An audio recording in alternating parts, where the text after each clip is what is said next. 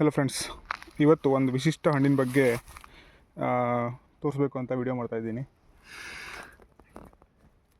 ಇದನ್ನು ನೋಡಿ, ಇದನ್ನು ದಾಸವಾಳ ಹಣ್ಣು ಅಂತ ಅಂತಾರೆ.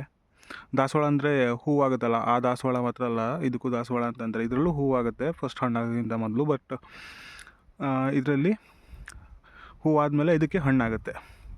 ಸೊ ಇದು ಹೆಂಗಿರುತ್ತೆ ಅಂದರೆ ಈ ಥರ ರೆಡ್ ಕಲರಲ್ಲಿರುತ್ತೆ ಮತ್ತು ತುಂಬ ಸ್ಮೂತಾಗಿರುತ್ತೆ. ನೋಡಿ ಎಷ್ಟು ಜ್ಯೂಸ್ ಥರ ಬರುತ್ತೆ ಅಂತ, ಈ ಥರ ಬರುತ್ತೆ. ಸೊ ಇದಕ್ಕೆ ದಾಸವಾಳ ಅಂತ ಹೇಳ್ತಾರೆ. ಸೊ ಇದಕ್ಕೆ ಸೀಸನ್ ಇಲ್ಲ, ಎಲ್ಲ ಟೈಮಲ್ಲೂ ಹಣ್ಣು ಆಗ್ತಾನೆ ಇರುತ್ತೆ. ಇದಕ್ಕೆ ಸ್ಪೆಷಾಲಿಟಿ ಏನು ಅಂತಂದರೆ ಈ ಥರ ಗೊಂಚಲೇ ಬಿಡೋದು. ಸೊ ಹೂ ಕೂಡ ಹಾಗೆ ಗೊಂಚಲೇ ಬಿಡುತ್ತೆ. ಇದನ್ನು ತಿನ್ಬೋದು.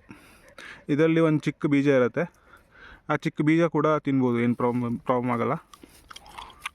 ಸ್ಮೂತ್ ಇರುತ್ತೆ ಬೀಜ ಕೂಡ, ಜಗದ್ಬಿಟ್ಟು ತಿನ್ಬೋದು. ಅದಕ್ಕೂ ಒಂದು ಡಿಫ್ರೆಂಟ್ ಫ್ಲೇವರ್ ಇರುತ್ತೆ ಬೀಜ ಕೂಡ. ಸೊ ಇದು ಹೆಂಗೆ ಅಂದರೆ ಈ ಗಿಡ ಇಷ್ಟೇ ಚಿಕ್ಕದು, ಇಷ್ಟೇ ಪೊದೆ ಥರ ಆಗುತ್ತೆ. ಸೊ ವರ್ಷದಲ್ಲಿ ಯಾವ ತಿಂಗಳಲ್ಲಿ ಬೇಕಾದರೂ ಹಣ್ಣಾಗ್ಬೋದು. ಆದರೆ ಒಂದು ಗಿಡದಲ್ಲಿ ಸುಮಾರು 2 ರಿಂದ 3 ಬಾರಿ ಮಾತ್ರ ಆಗುತ್ತೆ. ಗಿಡ ಎಷ್ಟು ದೊಡ್ಡಾಗಿದೆಯೋ ಅಷ್ಟು ಜಾಸ್ತಿ ಹಣ್ಣು ಬಿಡುತ್ತೆ. ಸೊ ಇದಕ್ಕೆ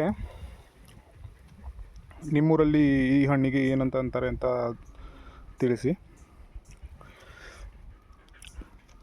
ಅಷ್ಟೇ, ಇದು ನಮ್ಮ ಲೋಕಲಲ್ಲಿ ಇದಕ್ಕೆ ದಾಸವಾಳ ಅಂತ ಅಂತಾರೆ.